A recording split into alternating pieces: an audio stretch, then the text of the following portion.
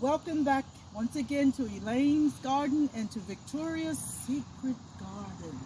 Today, we want to go back to Genesis 1:1. It said, in the beginning, God created the heavens and the earth. Now, if we take and break it down, in the beginning time, God, the cause, created, made the earth, which is the space, and the matter. But one thing that I've learned that I think is just fantastic is the shape. He made us all individual. He gave us the capacity to be able to survive in any environment. Let's look at this. Look at the shape of this leaf. You can come closer and you can see by the identity and look at all the different ripples. This is a tomato. Let's look at the shape of this. Because it's a big plant, it needs wide leaves. You can move back a little so they can see that whole leaf. And so it's wide and it has a waxy covering. And if you ran your hand on it, it has a little stickiness on it. And let's look over here at the string beans. Look at their shape. See how oval, look at their, not oval, but it's sort of like a club or a hard shape. Everything has its shape. If we take and go, and it adapts. So it adapts by the shape. Look at all the curling and the twirling, the curling and the twirling, and the little caps over the blossoms to protect them.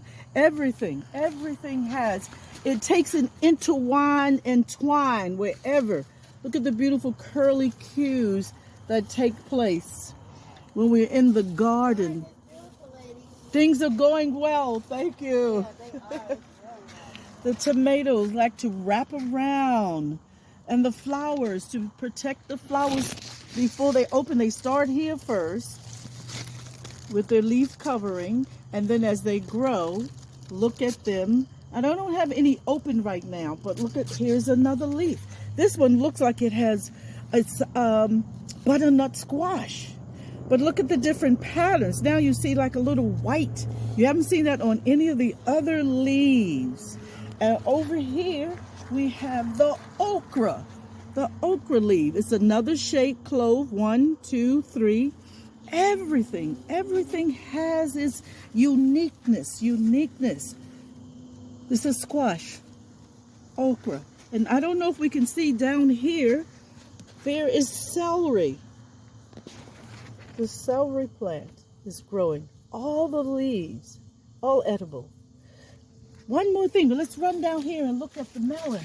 I just want to show you the God's protection of his. Here we have this beautiful melon. Look at this. And God so protected that he put a rough skin on the outside to keep all the juice. You know, when you cut a cantaloupe open, how juicy? It has to be protected. If I rub my hand over it, it's not that smooth. But look at the leaves. Every time, you're going to learn to identify. Now look at this. This has little slight lobes and then a wide. All of them reaching up to collect the sun. Look at the tomatoes, the end of the flower. This is the flower. This is the ovary that has been pollinated. Then up here is the end of the flower, the sepals. That's the flowers and the blossom. Right here, this particular tendril, it's straight. And the reason why, it's trying to find something to catch on. When it finds something to catch on, it's going to twirl and twirl all around. Just looking at the beauty. Look at this. Here you can see it, where it's just twirling because it's found something. It does look over here. One more. The sweet potato. See the it's running along the ground. Look at the pointed end. You haven't seen how it's taken tapered off to a pointed. The cabbage. Look at the cabbage leaf.